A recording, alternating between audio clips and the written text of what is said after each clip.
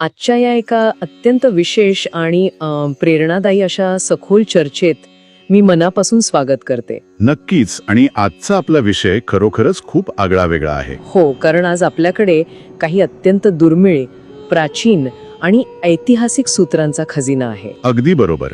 आणि या ऐतिहासिक नोंदी आपल्याला एका खूप गहन आध्यात्मिक प्रवासाकडे घेऊन जातात. होय, म्हणजे हा जो आजचा सखोल अभ्यास आहे तो केवळ इतिहासाची उजळणी नाहीये. नाही, अजिबात नाही. तर महानुभाव पंथाचे परमेश्वर अवतार सर्वज्ञ श्री चक्रधर स्वामी आणि त्यांचे जे निस्सीम भक्त होते जानो उपाध्य बळेगावकर, त्यांच्या अफाट भक्तीचा हा एक विलक्षण प्रवास आहे. आणि उपलब्ध सूत्रांचे जेव्हा आपण काळजीपूर्वक वाचन करतो तेव्हा लक्षात येते की हा प्रवास एका विद्वान अभ्यासकाचा एका अनन्यसाधारण भक्ताकडे जाणारा प्रवास आहे. खरंय. आणि आज आपण याच ऐतिहासिक नोंदींचे अतिशय वस्तुनिष्ठपणे पण तितक्याच आदराने विश्लेषण करणार आहोत. हो, म्हणजे आजच्या या धावपळीच्या युगात या प्राचीन ग्रंथांच्या ज्या नोंदी आहेत त्या आपल्याला खरोखर एका वेगळ्याच विश्वात घेऊन जातात. अगदी एका शांत आणि भक्तिमय विश्वात.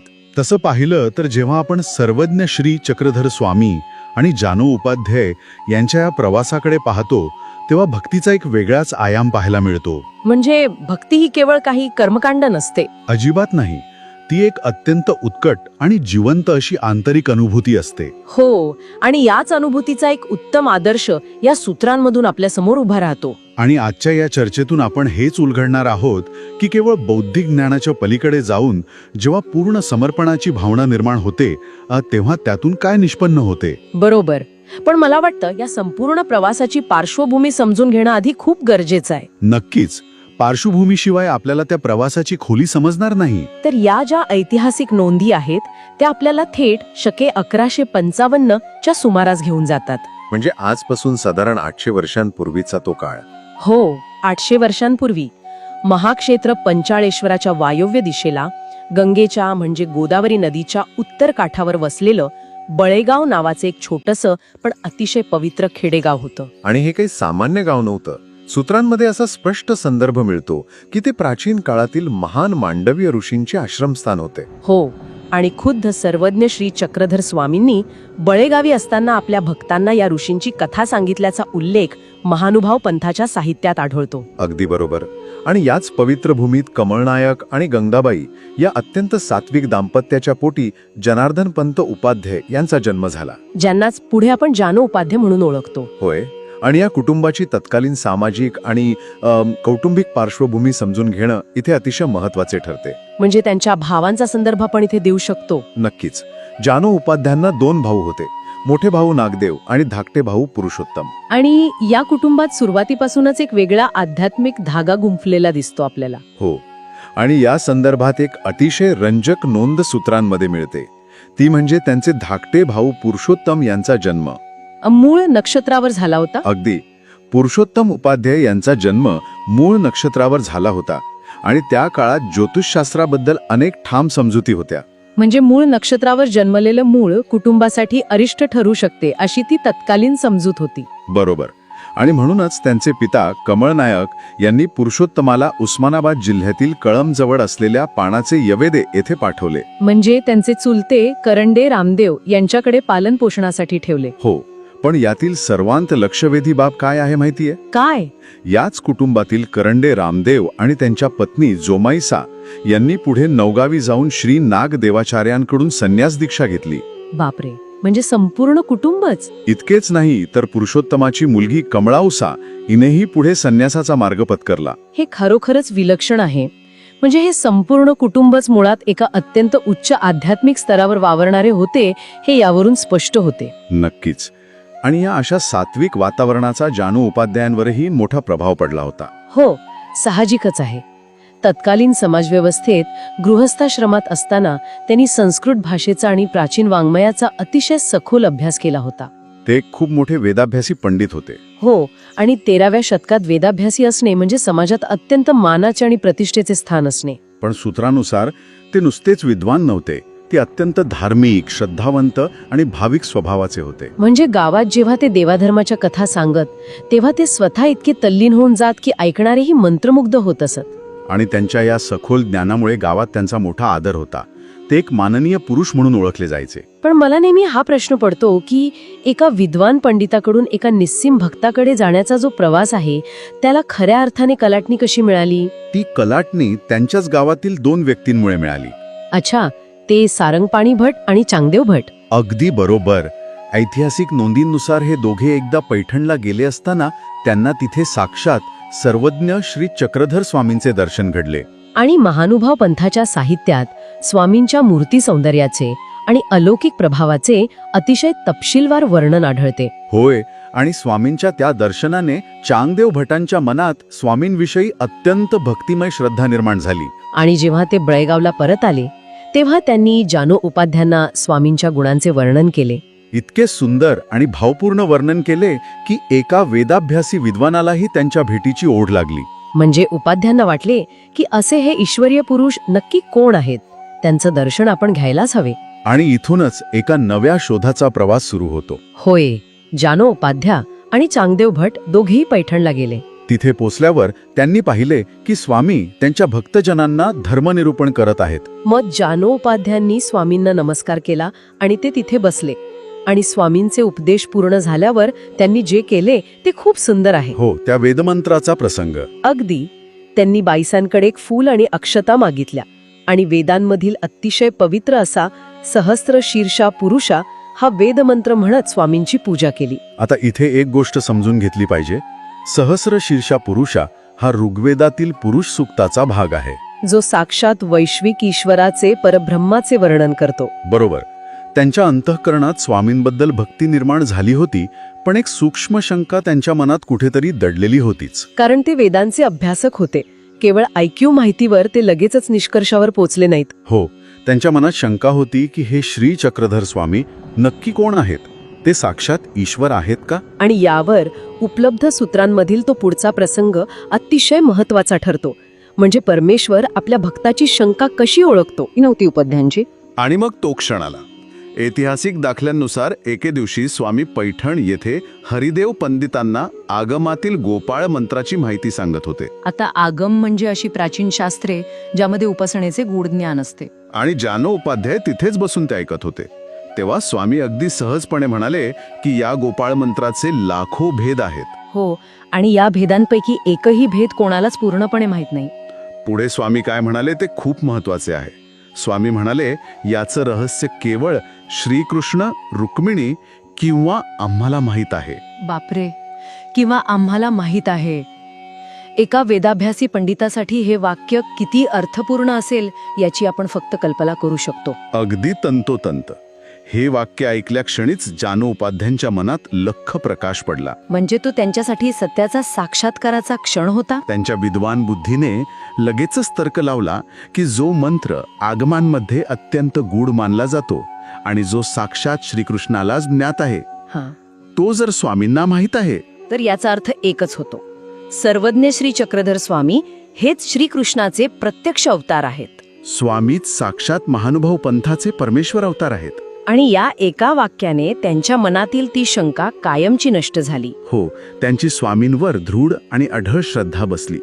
हे त्यांच्या प्रवासातील एक खूप मोठं स्थित्यंतर होते.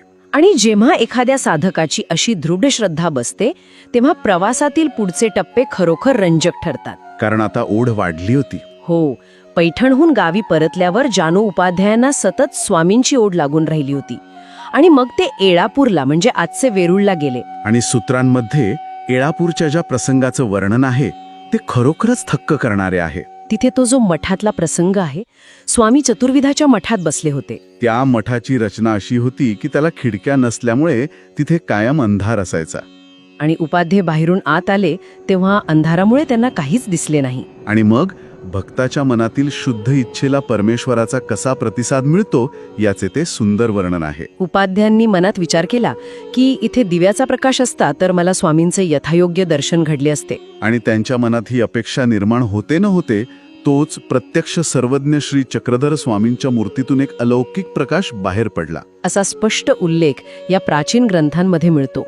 त्या स्वयंप्रकाशाने सगळा परिसर उजळून निघाला. आणि या प्रसंगानंतर स्वामींनी जे वाक्य उच्चारले ते या सूत्रांमधील सर्वात महत्वाचं तत्वज्ञान आहे. हो, स्वामी त्यांना म्हणाले, उपाध्याय हो, परमेश्वर काही अन्य साधनाने प्रकाशित होणारा नाही, तो स्वयं प्रकाशित आहे.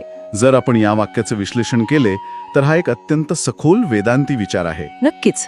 म्हणजे परमेश्वराला पाहण्यासाठी भौतिक जगातील दिव्याची गरज नसते. तो स्वतःच प्रकाशाचा आणि ज्ञानाचा मूळ स्रोत आहे. हे केवळ एक उपदेश नव्हता, तर प्रत्यक्ष प्रचिती होती. आणि यामुळे जानोपाध्यांना त्यांनी म्हटलेल्या त्या सहस्त्र शीर्षा पुरुषा मंत्राची आठवण झाली असेल. हो, ज्या ईश्वराचे वर्णन त्यांनी मंत्रातून केले होते, तोच स्वयंप्रकाशित ईश्वर आज त्यांच्या समोर उभा होता. तेव्हापासून ते खऱ्या अर्थाने स्वामींचे अनन्य शिष्य झाले. पण आपण जेव्हा या सूत्रांचा अभ्यास करतो तेव्हा एक गोष्ट प्रकर्षाने जाणवते. कोणती? या नात्यामध्ये केवळ गंभीर तत्वज्ञानच होते असे नाही. एका परमेश्वर अवताराचा आणि भक्ताचा संवाद किती हलका फुलका असू शकतो हेही दिसते. तो भाकरीचा प्रसंग. अगदी तोच. जानू उपाध्याय हे तसे कर्मठ आणि अतिशय शिस्तबद्ध वेदाभ्यासी होते, पण भक्तीमध्ये अहंकार गळून पडतो. हो, येळापूरला उपाध्याय स्वतःच्या हाताने भाकरी करत होते तेव्हा स्वामी मिश्किलपणे त्यांना म्हणाले की तुम्ही अर्धी भाकर करा, कारण तुम्ही अर्धीच भाकर खाल. यावर उपाध्यांनी जे उत्तर दिलं ते किती निरागस आहे बघा. ते म्हणाले, जी अर्धी काय होईल? म्हणजे अर्ध्या भाकरीने माझे काय पोट भरणार? मग स्वामी म्हणाले, तर मग पाऊण. उपाध्याय पुन्हा म्हणाले ना, जी पाऊण काय होईल? मग स्वामी म्हणाले, तर मग समग्र एक. उपाध्याय म्हणाले ना, जी समग्र काय होईल? मग स्वामींनी हसत विचारले, तर मग सव्वा? आणि उपाध्याय म्हणाले, ना जी सव्वा काय होईल, मी 1.5 भाकर खातो. आणि यावर स्वामींनी हसत एक सुंदर कोटी केली. ते म्हणाले, तर मग तुम्हाला 1.5 पुरुष म्हणावे लागेल. हा प्रसंग वाचताना असं वाटतं की परमेश्वर अगदी कुटुंबातील सदस्यासारखा संवाद साधत आहे. यातून उपाध्यांच्या व्यक्तिमत्वात झालेला बदल दिसून येतो. एवढे मोठे विद्वान असूनही ते लहान मुलासारखे वागत. मठातील बाईसा त्यांना जे काही काम सांगतील ते आनंदाने करत. आणि म्हणूनच स्वामी त्यांना प्रेमाने बटिका असे म्हणायचे. बटिका म्हणजे सर्वस्व अर्पण केलेला आज्ञाधारक सेवक. हा खऱ्या भक्तीचा सर्वोच्च टप्पा आहे, जिथे वैचारिक अहंकार पूर्णपणे गळून पडतो. आणि यानंतर त्यांनी स्वामींची ओढ कधीच सोडली नाही. सूत्रांमध्ये त्यांच्या प्रवासाची मोठी यादी आहे. पंचवटी, बीड, पिंपळगाव, सेंदुर्णी अशा अनेक ठिकाणी जाऊन त्यांनी स्वामींच्या भेटी घेतल्या. आणि याच प्रवासात त्यांच्या वाट्याला एक अतिशय दुर्मिळ योग आला, ज्याला सूत्रांमध्ये दुहेरी कृपा म्हटले आहे. हो, तेव्हा स्वामींनी त्यांना श्री गोविंद प्रभूंच्या दर्शनासाठी रुद्धिपूरला पाठवले. तिथे त्यांना श्री गोविंद प्रभूंची भेट झाली आणि त्यांनी प्रसन्न होऊन आंब्याचा प्रसाद दिला. आणि तो प्रसाद घेऊन ते जेव्हा आनवा येथे स्वामींकडे परत आले तेव्हा स्वामींनी जे सांगितले ते खूप महत्वाचे आहे. स्वामी म्हणाले की श्री गोविंद प्रभू यांच्यावर प्रसन्न झाले, म्हणूनच यांना हा प्रसाद मिळाला. म्हणजे एकाच काळात 2 परमेश्वर अवतारांची कृपा संपादन करणं हे आध्यात्मिकदृष्ट्या सर्वोच्च मानले जाते. ते भाग्य जानू उपाध्यांना लाभले. पण भक्ताच्या आयुष्यात एक असा क्षण येतो जेव्हा त्याला संसारातून पूर्ण विरक्ती येते. जानू उपाध्ये संसारी होते, पण त्यांना मूलबाळ नव्हते. त्यांचा ओढा ईश्वर भक्तीकडे जास्त होताच. पण त्यांच्या आयुष्यात विरक्तीचा क्षण तेव्हा आला जेव्हा स्वामी उदास झाले. ऐतिहासिक नोंदीनुसार जेव्हा स्वामींनी महाराष्ट्रावर उदास होऊन उत्तरेकडे जाण्याचा निर्णय घेतला, तो काळ खूप भावनिक होता. स्वामी जवळगावला असताना त्यांनी बळेगावच्या महाजनांना बोलावले, पण गावातून फक्त जानू उपाध्ये स्वामींना भेटायला आले. आणि त्यांनी अत्यंत भावपूर्ण अंतःकरणाने एक पासवडी म्हणजे वस्त्र अर्पण केले. स्वामींच्या निघून जाण्याने त्यांच्या मनावर खोल परिणाम झाला. त्यांचे संसारातून मन उडून गेले. ते केवळ ईश्वर चिंतनात वेळ घालू लागले, पण त्यांनी संन्यास घेण्यासाठी घाई केली नाही. हो, हा मुद्दा खूप महत्वाचा आहे. 12-13 वर्ष ते तसेच राहिले आणि मग परिपक्व अवस्थेत त्यांनी घर सोडले. ते रुद्धिपूरला गेले आणि शके 1208 मध्ये वयाच्या 52व्या वर्षी त्यांनी श्री नागदेवाचार्यांच्या नावे संन्यास घेतला. आता इथे एक गोष्ट अचंबित करते. जानू उपाध्य आणि नागदेवाचार्य हे दोघेही स्वामींचे शिष्य, म्हणजे ते गुरुबंधू होते. आणि कौटुंबिक नात्याने नागदेवाचार्य हे त्यांचे सख्खे मोठे भाऊ होते. तरीही योग्य मार्गदर्शन मिळावे म्हणून त्यांनी आपल्याच भावाचे शिष्यत्व पत्करले. यात केवढा मोठा निरहंकार दडला आहे हे स्पष्ट दिसते. म्हणूनच नागदेवाचार्यही त्यांच्याशी आदराने वागत. ते त्यांना प्रेमाने दादो म्हणजे मोठा भाऊ म्हणायचे. आणि ऐकणाऱ्यांना हे जाणून नक्कीच नवल वाटेल की एवढा मोठा संस्कृतचा पंडित असूनही जानू उपाध्यांनी एकही ग्रंथ लिहिला नाही. महानुभाव साहित्यात त्यांच्या नावावर स्वतंत्र ग्रंथ नाहीये. हेच त्यांच्या व्यक्तिमत्वाचे वेगळेपण आहे. त्यांचे आयुष्याच एका ग्रंथसारखे होते. त्यांनी स्वतःचा पुतण्या बाईदेव्यास आणि पुतणी कमळाऊसा यांना धर्माचा उपदेश करून संन्यास दीक्षा दिली. म्हणजे ज्ञानाचं हस्तांतरण केवळ पुस्तकांतून होत नाही, तर ते प्रत्यक्ष कृतीतून होते हे त्यांनी सिद्ध केले. आणि आयुष्याच्या शेवटी ते कमळाऊसासोबत रावसगावला राहिले. तिथेच शके 1220 मध्ये वयाच्या 65व्या वर्षी त्यांनी देह ठेवला. जेव्हा आपण या संपूर्ण जीवन प्रवासाकडे पाहतो तेव्हा शिकायला मिळतं की जोपर्यंत अंतःकरणात श्रद्धा निर्माण होऊन अहंकार जात नाही तोपर्यंत सत्य समजत नाही. अंधाऱ्या मठात मूर्तीच्या प्रकाशाचा प्रसंग हेच सांगतो की सत्य हे स्वयंसिद्ध असते. आणि जाता जाता या चर्चेचा समारोप करताना सर्वांसाठी एक नवीन आणि विचार करायला लावणारा मुद्दा मांडावासा वाटतो. नक्कीच सांगा ना. आजच्या आधुनिक जगात जिथे प्रत्येकाला आपली ओळख निर्माण करायची असते आणि तिथे असं एक ज्ञानी माणूस होऊन जातो ज्याने कागदावर एक अक्षरही कोरले नाही, तरीही आज 800 वर्षांनंतर आपण त्यांच्यावर सखोल चर्चा करत आहोत. मग खऱ्या अर्थाने माणसाचा वारसा कशात असतो? भौतिक गोष्टींमध्ये की त्याने किती शुद्धतेने आयुष्य जगले यात? एखाद्याने न लिहिलेला ग्रंथही त्याच्या जगण्यातून षटकानुषटके कसा वाचला जाऊ शकतो यावर ऐकणाऱ्यांनी नक्कीच विचार करावा. अगदी बरोबर. खरोखरच हा अंतर्मुख करणारा विचार आहे. आजच्या या सखोल चर्चेत आपण इथेच थांबूया. वेळ देऊन ऐकल्याबद्दल मनपूर्वक धन्यवाद.